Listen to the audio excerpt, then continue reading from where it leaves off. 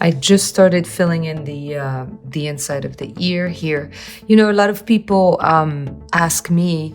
I have a very hard time with the distance between the eye and the ear.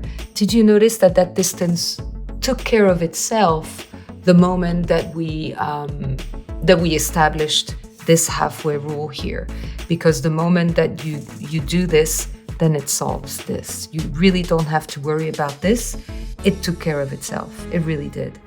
And that's the beauty of it, really.